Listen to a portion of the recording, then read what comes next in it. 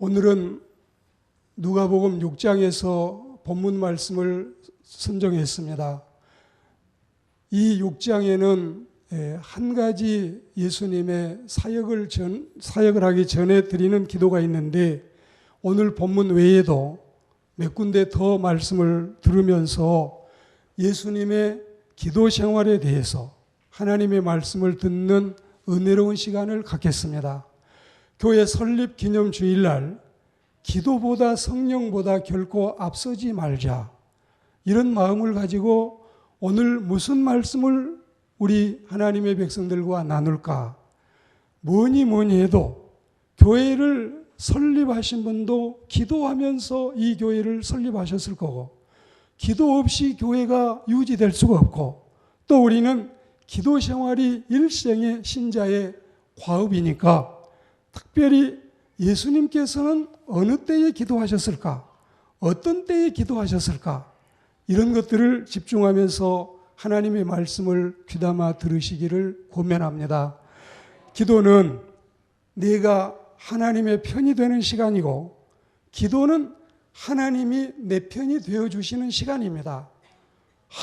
여러분, 이 생각만 해도 하나님하고 편을 먹는다, 하나님하고 한 편이 된다, 이게 바로 기도를 통해서 이루어진다. 할렐루야. 기도는 하나님과 입맞추는 시간이고, 기도는 하나님과 깊이 사귀는 시간이고, 하나님을 뜨겁게 사랑하는 시간이 기도의 시간입니다. 그리고 또한 우리가 각별한 총애를 받는 시간이 바로 기도 시간이에요. 애인하고 만나면 1시간 반, 2시간, 3시간 하나도 지루하지 않는 것처럼 우리가 주님과 기도하는 시간이 이런 은혜로운 정말 미로의 순간이 되기를 축복합니다. 기도는 생산적으로도 가장 중요한 수확의 시간입니다. 기도는 산업적으로도 가장 양질의 이 결과물을 생산해내는 은총의 시간입니다. 기도는 노동적으로도 속한 건설의 시간이고, 업무적으로도 가장 시급한 주요 업무 중에 하나입니다. 영적으로는 두말할 것이 없지요. 여러분의 이해를 돕기 위해서 삶 속에서, 우리의 생활 속에서 말씀을 드리는데, 그래서 만사의 실패는 기도의 실패에서 오고, 만사의 승리는 기도의 승리에서 온다는 사실을 확신합니다. 그러므로 기도하지 않고 살아갈 인생도 없고, 기도하지 않고 복과 형통을 누릴 자도 없다는 사실을 우리는 알고 있습니다. 그런 연고로 기도하실 필요가 없는 전능하신 우리 주님, 예수님께서도 세례가 필요 없지만 세례를 받으시고, 어떤 의미에서 신성에서 보시면 기도가 필요 없지요. 인성에서 보시면 모범적으로 우리에게 기도하신 주님이셨습니다. 기도는 능력을 공급받는 지름길이고, 지속적인 기도는 공급받은 능력을 유지하는 이런 은총이 기도에 있습니다. 기도는 은혜 받는 첩경이고, 받은 은혜를 계속해서 간직하는 방편입니다.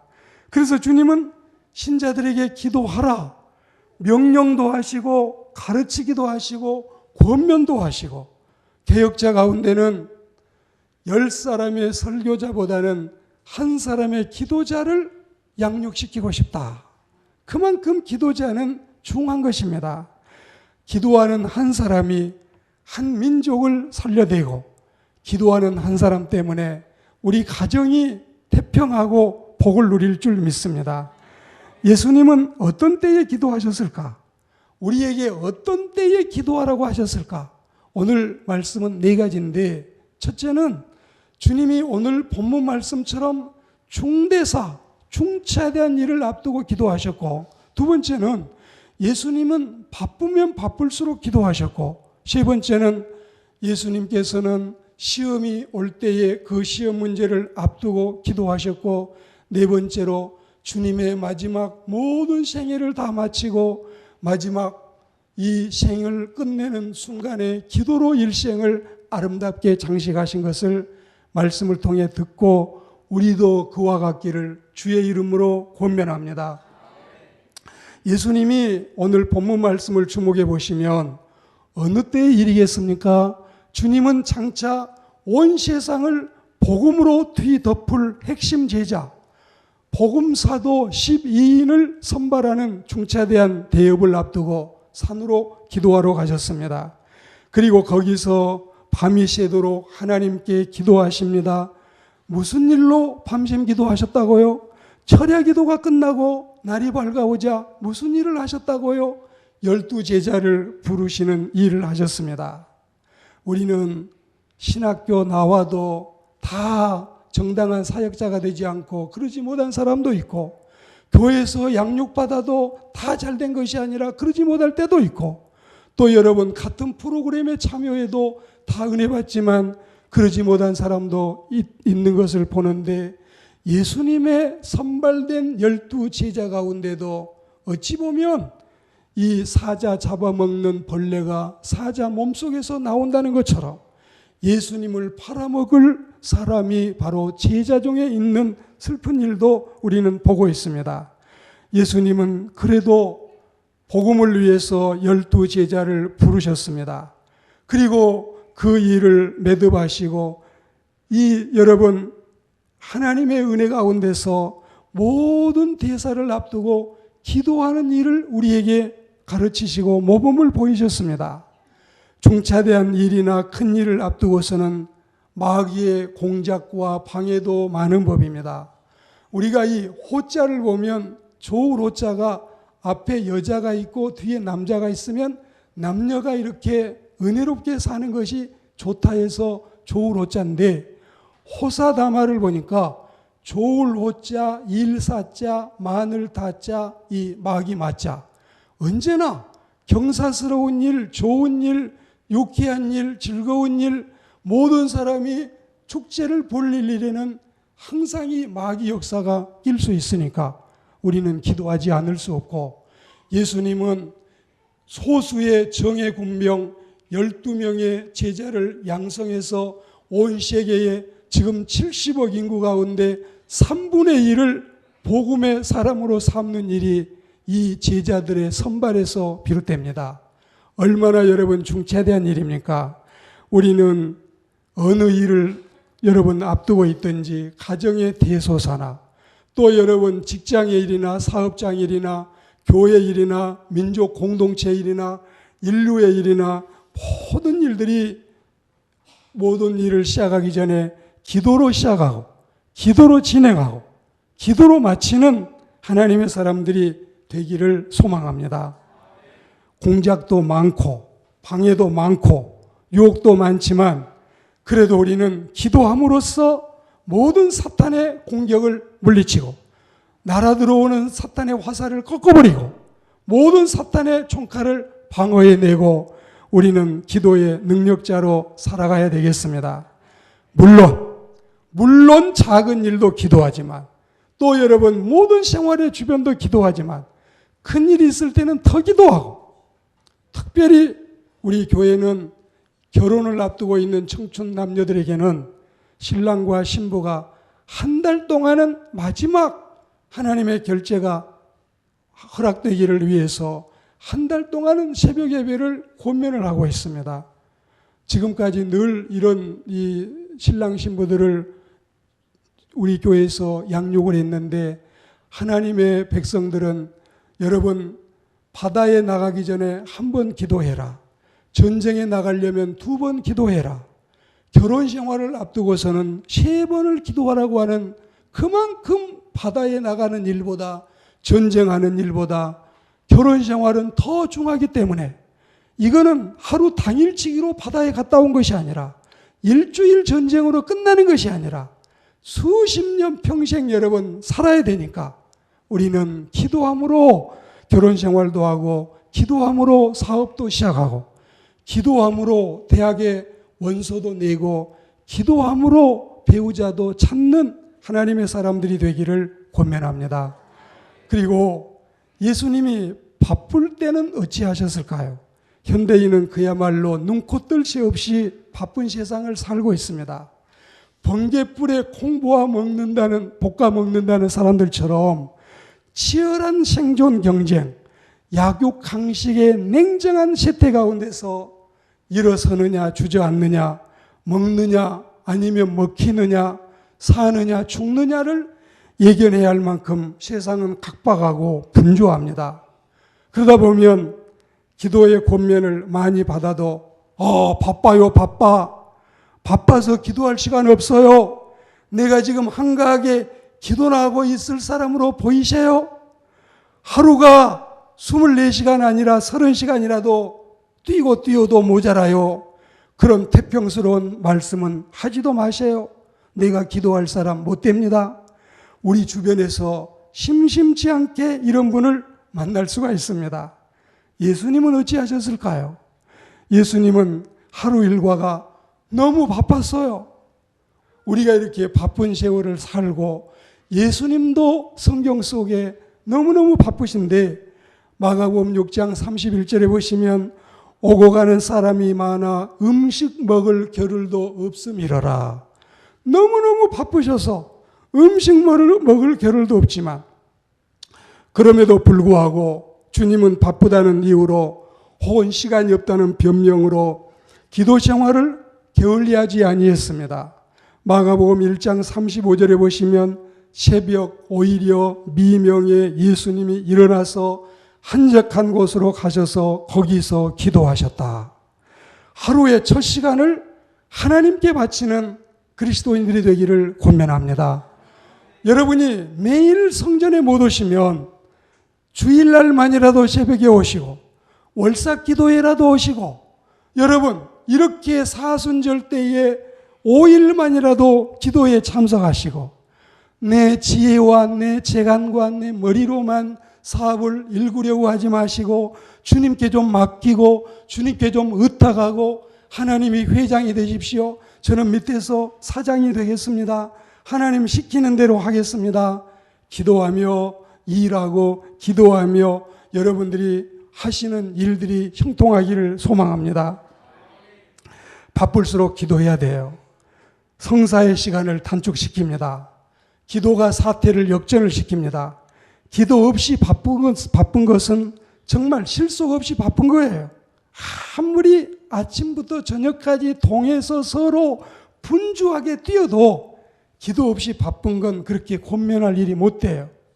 우리는 기도하고 제 아무리 삶이 공고해도 제 아무리 인생이 요란해도 기도의 골방을 만들고 주님께 먼저 묻는 저와 여러분들이 되기를 권면합니다. 드골 대통령은 자기 기도실에다가 3차 대전이 일어나기 전에는 노크하거나 하지 말아라. 아브라함 링컨이 자기 기도실에다가 예수님이 재림하시면 몰라도 나를 기도하는 일에 방해시키지 말아라. 우리는 여러분 기도 없이 산다고 하는 것은 굉장히 위험하고 정말 우리가 바보스러운 일입니다. 모든 매사에 바쁘다고 핑계대지 마시고 기도하는 우리가 되기를 축복합니다. 예수님은 시험을 앞두고 힘써 기도하셨습니다. 우리가 히브리서 4장 15절과 히브리서 2장 18절에 보시면 예수님을 소개하면서 이렇게 소개를 하시는데 모든 일에 우리와 똑같이 시험을 받은 자로 돼 죄는 없으시니라. 그리고 또 그가 시험을 받아 고난을 당하셨은즉 시험 받는 자들을 능히 도우실 수 있느니라. 주님도 시험을 받으셨고 주님도 시험을 받으실 때는 기도하시면서 이겨내셨습니다. 우리가 마태복음 4장과 누가복음 4장 앞부분에 보면 예수님이 광야에 나가 마귀에게 3가지 시험을 받으실 때 그는 시험에 임하기 앞서서 1달여를 동안 금식하며 줄이시고 기도했습니다. 그리고 이때는 복음 사역을 위한 공생애를 활짝 여는 준비성 있는 기도의 때이기도 했고 그 기도로 그때에 금식하며 드렸던 기도로 거뜬히 시험을 물리치고 마귀의 유혹을 이겨낸 예수님을 우리가 기억하고 본받고 배워야 할 줄로 믿습니다. 예수님도 시험을 받으셨는데 그 시험은 십자가에서 자신을 희생하는 큰 시험이기도 했고 마귀의 유혹을 물리치는 승리의 시험이기도 했습니다. 우리가 예수님처럼 시험이 왔을 때 넘어지지 않고 능히 이길 수 있는 비결은 기도 외에는 이런 유가 나갈 수 없느니라. 귀신을 쫓아낼 때도, 대사를 앞두고서도, 바쁠 때도, 우리가 모든 일을 해나갈 때 있어서 기도 외에는 이런 유가 날 수 없다. 우리는 기도를 통해서 여러분의 삶을 아름답게 장식하시기를 권면합니다. 찬송가 325장을 부를 때 우리는 예수와 함께 계시니 시험이 오나 겁없네, 이러하면서 겟세마네 동산에서 기도하시던 우리 주님을 본받아서 모든 유혹의 시험과 질병의 시험, 가난의 시험, 그리고 정욕의 시험을 이기는 그리스도인들, 이 시험을 이기기 위해서 기도하는, 무시로 기도하고 순간순간 운전하면서 데스크 앞에서 업무를 보면서 여러분의 출타 중에, 여행 중에, 꿈속에서도 기도하는 하나님의 사람들이 되기를 축복합니다. 우리가 마지막으로 네 번째 예수님의 기도는 언제 있었느냐? 여러분에게 서두에 소개한 것처럼 십자가 위에서 자신의 일생을 마감하면서 마지막 말이 기도의 말씀이었습니다. 예수님은 이 고난주간에 십자가 위에서 아침 9시에 십자가에 달리셔서 12시까지 3시간 동안 계시다가 12시부터 3시까지 전 세계적인 일식현상이 나와서 온 땅이 어두워졌습니다. 그리고 6시간 만에 오후 3시에 운명을 하시는데 그 6시간 동안 7마디 말씀을 하셨습니다. 가상 7언이라고 하는데 이 가자가 십자가 가자입니다. 그 다음에 윗상자, 7, 7자, 말씀 원자인데 이 여러 가지 7가지 말씀을 하시는데 그때 예수님은 한편 강도인 죄인에게 그 형제에게 구원을 약속하시거나 십자가에서 죽어가시면서도 자신의 어머니를 요한에게 부탁하거나 혹은 절규하는 가운데도 저들이 모르고 하는 짓이니 용서해 주십시오, 그들을 위해서 기도하시거나 마지막에는 여러분 우리가 누가복음 23장 46절에 보시면 예수님이 큰 소리로 외쳐 가라사대 아버지, 내 영혼을 아버지 손에 부탁하나이다, 이 말씀을 하고 숨을 거두셨다 했습니다. 우리의 마지막 말이 주님께 내 영혼을 맡기는, 내 일생을 다 살고 이 세상을 떠나갈 때 우리가 횡사하지 않고 객사하지 않고 병사하지 않고 충분히 우리가 주님을 부르면서 찬미하며 기도하며 나갈 수 있는 하나님의 사람들이 되기를 일생에 우리는 기도해야 할 줄로 믿습니다. 사도행전 7장 39절에 보시면 스데반 안수 집사님께서 최후의 생을 기도로 마감을 하시는 이 장엄한 예수님을 본받는 모습을 우리가 봅니다. 생을 기도로 마감하는 흠모할 만한 모습이 그분들의 모습만이 아니라 우리의 모습, 내 모습도 돼야 되겠어요. 프랜시스는 나의 목소리로 주님을 부릅니다. 마지막 그 말이, 보니페이스는 마지막 그 입을 벌려서 말을 끝낼 수 있는 그 순교의 찰나에 주 예수, 살아계신 하나님의 아들, 그분에게 감사합니다. 그리고 파스칼은 유명한 사상가이지요. 1662년 39살의 세상을 떠나갈 때에 귀하신 주여 날 버리지 않을 줄 믿습니다. 우리가 세상을 다 살고 떠나갈 때 더 이상 뭐가 필요하겠습니까? 논밭이 필요합니까? 통장이 필요합니까? 자격증이 필요합니까? 돈 보따리가 필요합니까? 아무것도 필요하지 않고 우리가 주님 내 영혼을 받아주십시오. 우리는 주님을 부르는 일만 필요할 줄 믿습니다. 공덕기 여사가 대통령을 지낸 분의 부인이지 않아요. 그분들은 안동교회를 짓기 위해서 공덕기 여사와 윤보선 대통령이 땅을 전부 다 내놓은 분들이에요.